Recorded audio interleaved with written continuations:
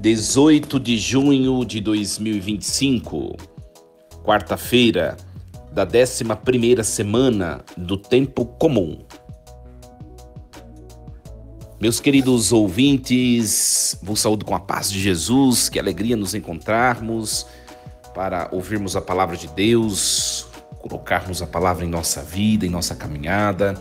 Muito obrigado pela sua companhia, muito obrigado por seguir minhas redes sociais. É uma alegria sempre estarmos juntos, reunidos virtualmente.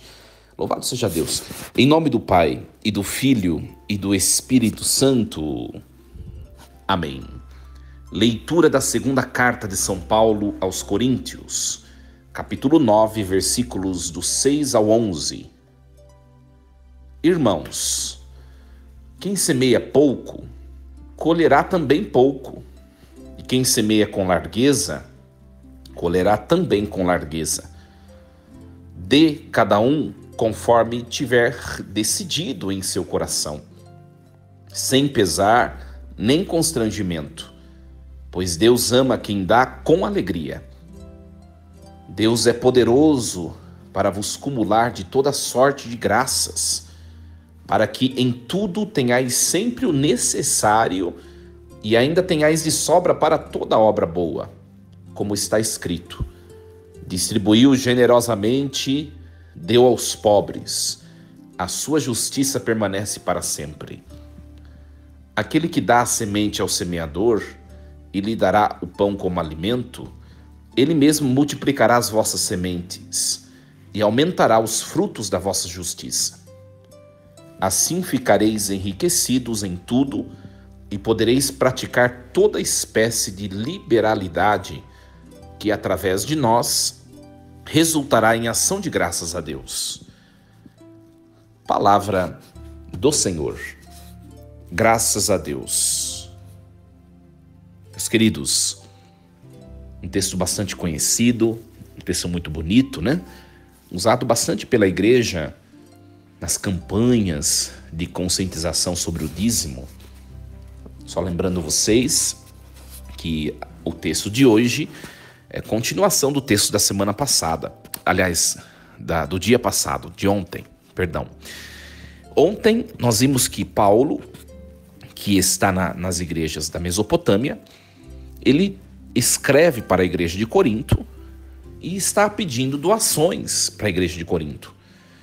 E ele fala do testemunho bonito da igreja da Mesopotâmia sobre a sensibilidade com aqueles que precisam. O que está acontecendo aqui, que ontem nós acompanhamos? A igreja de Jerusalém está precisando da ajuda das demais igrejas. Então, o lugar onde Paulo está, nas igrejas da Mesopotâmia, eles se reuniram, montaram fizeram uma boa coleta, enviaram para Jerusalém, e Paulo dá testemunho. E ele escreve para a igreja de Corinto para pedir ajuda também, né? Então hoje é a continuação do texto de ontem, tá? É a continuação do texto de ontem. E ele vai tomar um fundamento tanto conjuntural quanto também bíblico, tá? Quem semeia pouco, colherá também pouco. Quem semeia com largueza, colherá também com largueza. Ele pega um fato, um fato de uma experiência de campo, né? É verdade, se eu plantar semente em um lugarzinho só, vai crescer só naquele lugar. Vai crescer pouco. Se eu plantar pouco, vai crescer pouco, né? E vou colher pouco. Então ele está dizendo, sejam generosos, né? Sejam generosos, por quê? Porque vocês vão colher com abundância por parte de Deus, né? Quem semeia pouco, colherá pouco. Aqui, minha gente, está o fundamento de uma vida abundante, né? Às vezes a gente questiona muito a Deus, tá? Quando a gente faz esses cursos de coaching, né?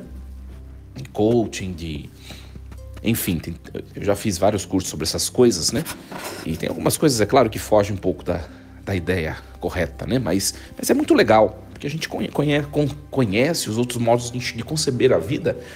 E esses cursos, eles sempre falam: aspire, tire boas aspirações do seu interior, né? Pense, cultive bons sentimentos, pense em coisas boas, né? Pense naquilo que é abundante, porque a sua vida se tornará abundante. É claro que nós sabemos que a nossa realidade depende muito das nossas concepções interiores, do nosso pensar, é claro, mas também exige o nosso agir, não é verdade? Só que também nós temos que cuidar das nossas intenções interiores. Eu acho que isso soma muito esses ensinamentos dessas pessoas, né? Por quê? Porque tem muita gente que tem aspirações escassas. A pessoa, ela é escassa para ela mesma. Ela é escassa para ela mesma, né? Aí ela se torna uma pessoa escassa e ela também não consegue ser generosa com os outros porque ela é escassa para ela mesma. Então o texto de hoje é um grande ensinamento. Pensem de maneira abundante, né? Sejam solidários para com o outro de maneira abundante. E vem a retribuição da vida. E é verdade, minha gente, é só fazer a experiência, é só querer fazer a experiência. Nós começamos a comprovar, né, que muitas coisas na nossa vida às vezes não vão adiante porque nós mesmos não acreditamos em nós, né? Quem semeia pouco colherá também pouco. Isso vale para a questão de dinheiro, claro que vale, mas vale para tantas outras questões e dimensões da nossa vida, né? Tem gente que pensa, que concebe, que nasceu para sofrer. Por isso que vive uma vida de sofrimento, né? Quando nós começamos a pensar, olha, Deus ele fez de tudo para que nós tenhamos vida desde já, né? Aliás, Jesus disse isso: eu vim para que todos tenham vida. E ele não somente veio, mas ele veio e se entregou em sacrifício. Ele já sofreu por nós, em nosso lugar, em nossa vez, para que nós sejamos plenos em tudo aquilo, em nossos empreendimentos, em tudo aquilo que fizermos. Não é que não tenhamos dificuldades. Não é que não tenhamos dificuldades, teremos. Mas nós temos que conceber essa abundância para a qual o Senhor nos salvou. Abundância de bens espirituais é aquilo que por primeiro deve importar para nós. Abundância de bens espirituais. Semeie pouco, colherá pouco. Semeie com largueza e colherá com largueza, né? E depois ele vai falar da questão da coleta propriamente disso, porque ele está falando tudo isso por causa da coleta que ele pediu, né? Dê cada um conforme tiver decidido em seu coração, sem pesar nem constrangimento, pois Deus ama quem dá com alegria. Que texto bonito, né? Texto muito lindo. Por quê? Porque nós somos convidados na igreja, quem é católico batizado é chamado a ser dizimista, viu, minha gente? Tem muita gente que está comungando todos os domingos, tem renda fixa e não consagra sua renda a Deus por meio da igreja, não é dizimista. O dízimo é um mandamento da igreja. Quem é batizado deve ser dizimista. E vou dizer a vocês, dízimo não é ajuda às outras instituições. Dízimo deve ser entregue na comunidade onde eu congrego, né? Às vezes, vou dar um exemplo. Tem gente, por exemplo, nós vemos tantas instituições que são a parte da comunidade paroquial, e tem gente que pensa que ajudando essas instituições já está livre da obrigação canônica do dízimo. Não está. O que é obrigatório é o dízimo. As outras ajudas que não são. E tem um monte de ajuda por aí. Tem um monte de gente que claro, as obras de evangelização, as obras de caridade precisam se manter. Então as pessoas, elas pedem doações, mas o que é obrigatório enquanto cristão é somente o dízimo. As outras coisas é uma caridade a mais que eu faço. E tem gente que às vezes deixa de dar o dízimo e ajuda outras coisas. Está incorrendo em erro também canônico. Isso a gente precisa ter o conhecimento e ter consciência. Ter consciência. Eu vejo aqui na minha paróquia, né? Tem tantas outras instituições que acabam se achegando no entorno da paróquia. Eu sei que tem muito paroquiano que participa. Nós temos os Legionários de Cristo, nós temos os Opus Dei, nós temos os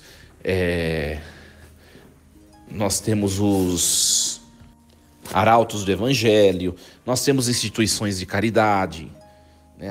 Aqui na minha paróquia mesmo, nós temos a Rainha da Paz, né? Você que está me escutando pela rádio, nós temos outras instituições de caridade que às vezes se aproxima também, né? Missão Belém, tantas outras, né? Que precisam de ajuda. Mas a parte fixa da minha renda para consagrar ao Senhor, ela deve ser entregue na comunidade, né? E eu também, minha gente, tem gente que tem condição de dar um pouco mais e ajudar as instituições de caridade, né? Você que me segue pela Rádio Rainha da Paz, essa instituição para subsistir precisa da sua ajuda, da sua colaboração, né? E olha, tem muita gente generosa. Tem gente escassa? Tem, mas tem muita gente generosa. E eu testemunho a vocês, as pessoas generosas, elas se tornam muito mais abundantes do que elas já são. É um fato. Deus é poderoso para vos cumular de toda sorte de graças, para que em tudo tenhais sempre o necessário, e ainda tenhais de sobra para toda obra boa. Olha só, né? Aquele que é abundante, né? Ele contribui com a comunidade e ainda ele se torna tão abundante que sobra mais para que ele invista em obra boa, em tantas obras e promoções que a igreja tem. Muito interessante esses últimos tempos, com a eleição do Papa Leão XIV, né? Os noticiários que mostraram como foi a missa primeira dele e tal. E eu gosto de ler os comentários. Tem tanta bobagem escrita nos comentários que o povo escreve. Se o Vaticano vender os bens, acaba com a pobreza no mundo, e não sei o quê. Que é uma grande mentira, né, minha gente? É uma grande mentira. E por que eu estou falando isso? Porque a Igreja Católica é a igreja que mais faz caridade no mundo, que mais promove obras de caridade, né? E as pessoas ainda se colocam a criticar, né? Às vezes pessoas de outras denominações, né? Tá bom, o que você está fazendo para erradicar a pobreza? Só escrevendo bobagem no Instagram não vai erradicar a pobreza. Torne-se voluntário numa obra de caridade, né? Torne-se voluntário. Ajudar uma instituição. Se você não quer, a maioria das instituições são católicas, né? Se não quer ajudar uma instituição católica, tem outras que não são. Procure. Dê um contributo. Às vezes a gente fala muito e faz pouco. Né? Olha só, o versículo 10. Aquele que dá a semente ao semeador e lhe dará o pão como alimento, ele mesmo multiplicará as vossas sementes e aumentará os frutos da vossa justiça.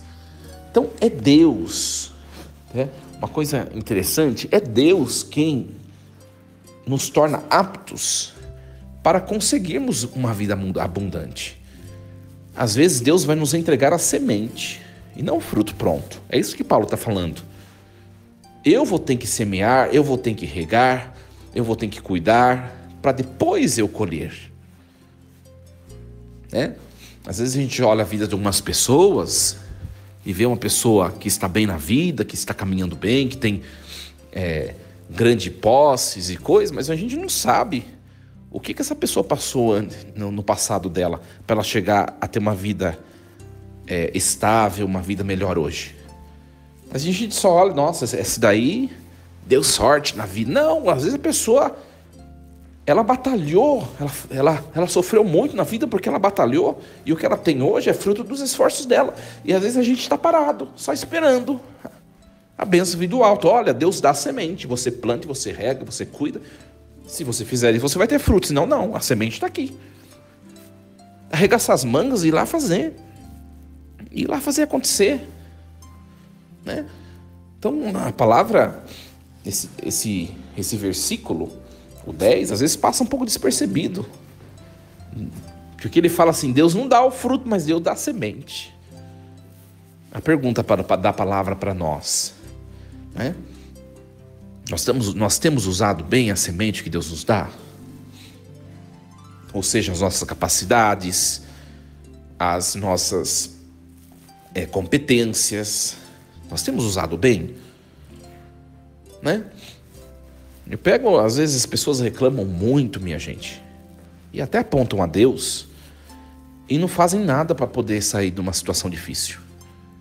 Pessoas que não querem estudar, pessoas que não querem trabalhar, pessoas que não querem... Começa a arregaçar as mangas, levantar cedo, né? E pôr os pés no chão e suar a camiseta para conquistar o seu objetivo, para ver se você não vai prosperar. Aí fica lá, né? Sentado, parado, reclamando da vida, olhando que o outro está prosperando, mas você não faz nada. Não faz nada. Isso vale para todos os âmbitos da vida. Não é só questão do dinheiro, né? São todas as dimensões da vida. Todas as dimensões da vida, né? Pega, por exemplo, a vida afetiva. Eu quero... Pega uma moça, por exemplo, que está solteira. Eu quero arrumar um moço bom. Tá, mas o que você está fazendo? Onde você está frequentando? Você está cuidando de você? Está dando uma... né? Passando uma maquiada aí na carcaça? Porque faz parte. Não, fica lá deitado o dia inteiro, de fim de semana não tem amigos, não sai, ou se sai, não tem boas companhias e quer arrumar o homem dos sonhos. Você vai arrumar um tranqueira. Você tem contribuído para que Deus te abençoe? E a questão é essa. Às vezes apontamos a Deus e atribuímos a Deus responsabilidades que são nossas. São nossas.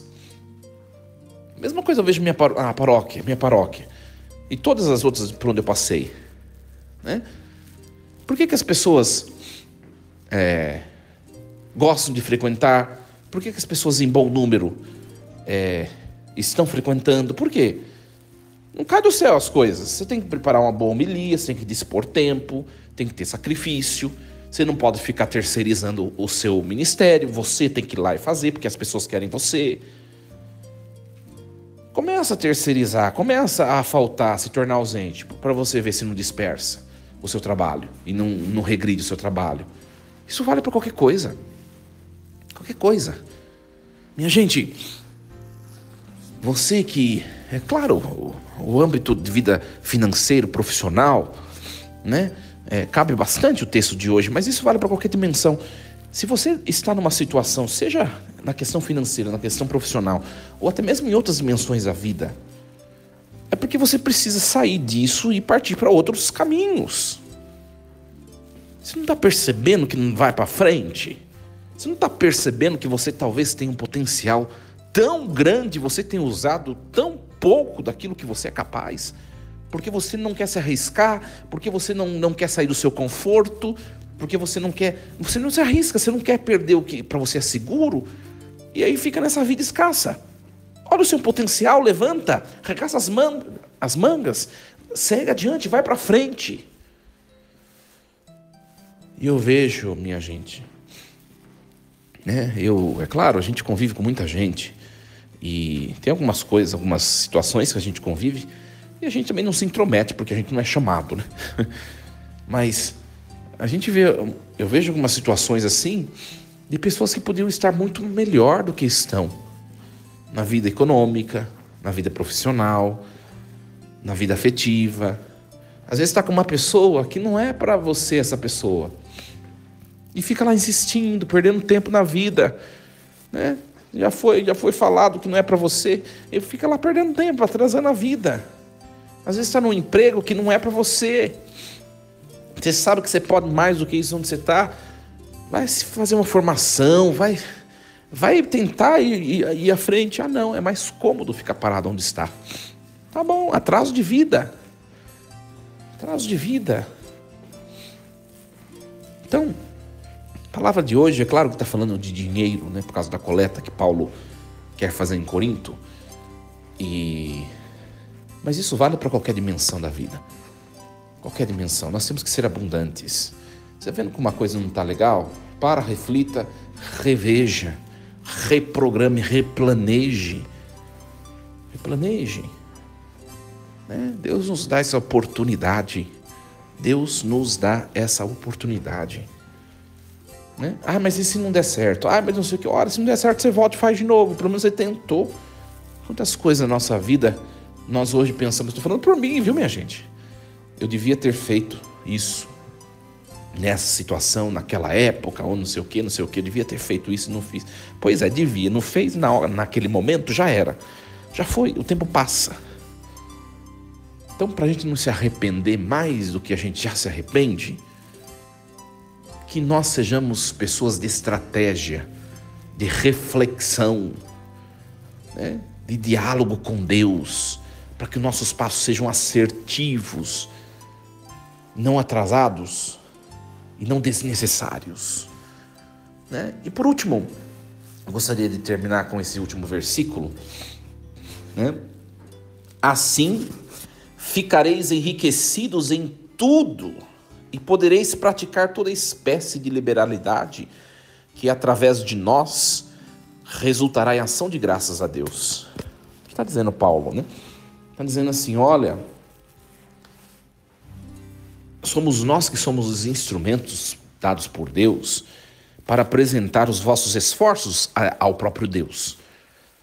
E é verdade, né? Essa que é a finalidade do sacerdócio. Aliás, não sei se vocês sabem, mas toda a missa que vocês participam, né, acontece ali uma elevação espiritual da dádiva da nossa vida.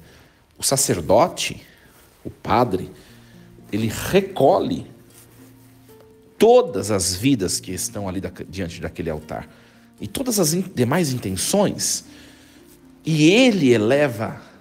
É claro que ele o faz pela moção do Espírito, e em Cristo ele eleva ao Pai as vidas ali presentes. E é disso que Paulo está dizendo. Ou seja, contribuem para essa coleta que nós, apóstolos, vamos destinar. E vocês vão obter, como fruto dessa generosidade, bens de retribuição por parte de Deus. Né? Isso nos lembra lá o comecinho dos Atos dos Apóstolos, né? Quando o texto diz, né? Eles eram um só coração, uma só alma. De maneira generosa, eles apresentavam todos os bens, vendiam os bens e colocavam tudo sobre os pés dos apóstolos.